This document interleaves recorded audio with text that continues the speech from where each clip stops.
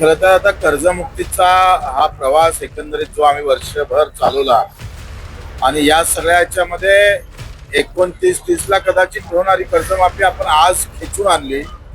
यामध्ये आमच्या कार्यकर्त्याचं, शेतकऱ्याचं आणि खास करून मीडियाचं या सगळ्यांचं मी आभार मानेल.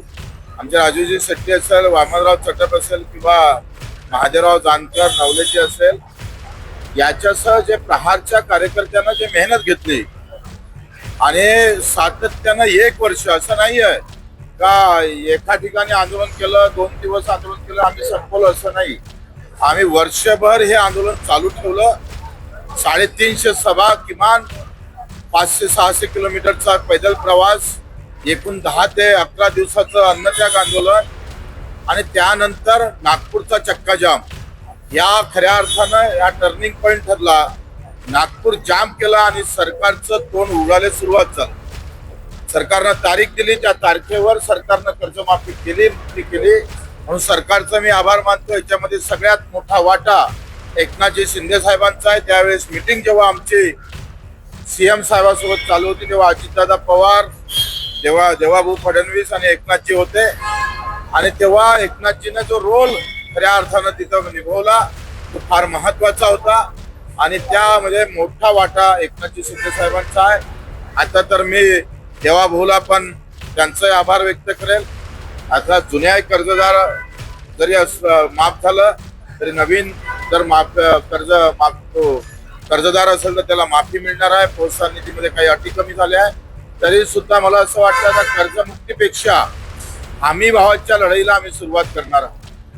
कारण आखरी कर्जमाफीमध्ये डोक्यावरचा बोजा कमी होते, पैसे खिशात काही येत नाही आणि खिशातले येणारे पैसे सरकार कुठं थांबवते का याच्यावर आम्ही पूर्ण नजर ठेवणार आहोत. हमी भावाची लढाई अधिक मजबूत करणार आहोत आणि त्याच्यासाठी पूर्ण प्लॅनिंग आमचं तयार आहे. त्या पद्धतीने आम्ही समोर जाऊ.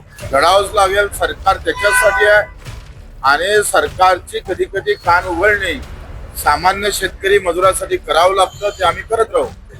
मला असं वाटतं का आता कोणासाठी मुख्यमंत्री होण्यासाठी चाललंय हे महत्वाचा विषय नाही आहे. पहिले एकनाथजी ज्या भूमिकेनं समोर जात आहे तो विषय आमच्यासाठी महत्वाचा आहे आणि एक दिवस पुन्हा एकनाथजी शिंदे साहेबांचा आल्याशिवाय राहणार नाही जाऊन सांगतो. मला वाटते देवाभाऊनं निश्चितच दिल्लीची वारी करावी, देश हातात घ्यावा, देशाचे सूत्र हातात घ्यावे. कारण आता दिल्लीला त्यांचं अधिक महत्व जास्त आहे आणि त्या ठिकाणी निश्चितच मला वाटते शिंदे साहेबांनी इकडे महाराष्ट्रात एंट्री करावी आणि मग आम्ही पाहतोय देशात देवेंद्र भाऊ आणि महाराष्ट्रात एकनाथजी असा एक प्रवास सुरू झाला पाहिजे अशी अपेक्षा आहे. तर संजय भाऊचा भविष्यवाणी कुठंच कधी खरी ठरली त्याच्यानं त्यांनी कोणत्या आता ज्योतिषाजवळ हात पाहिला, त्यांचा पाहिला का कोणाचा पाहिला माहित नाही. त्याच्यानं मला वाटतं त्याला काही अर्थ उरत नाही. मला वाटतं जन्मठेप केल्या पाहिजे कंपनीतल्या लोकांना. कारण ह्या अशा पद्धतीनं एका वर्षाचं बी बेकार निघालं, वर्ष वाया जातं, वर्षामध्ये आयुष्य चाललं जातं. मग हुतुतुवाला असेल हे जे काही बियाणे आहे यांनी निश्चितच आम्ही पण सभागृहात मुद्दा मांडला होता आणि याच्यावर कठोर कारवाई करण्यासाठी खरं समोर गेलो. आता पत्रिकेवरचं नाव कोण टाकलं, काय टाकलं, एवढ्या चिल्लर गोष्टीत आपण जाण्यात काही अर्थ नाही. पूल होणं महत्वाचं आहे. नाही, एकंदरीत चित्र तसंच आहे आणि मला वाटते काही महिन्यातच हा फेरबदल होईल. बिलकुल मला वाटते तेच उचित राहील आणि ज्या एकनाथजी शिंदे साहेबांमुळे भाजपचं सरकार आलं तो खऱ्या अर्थानं परोपकारी भावना भाजपनं ठेवली पाहिजे अशी अपेक्षा आहे. हा मला वाटतं आवश्यक आहे. कारण बोगस बियाणं झालं, बोगस कलम झालं.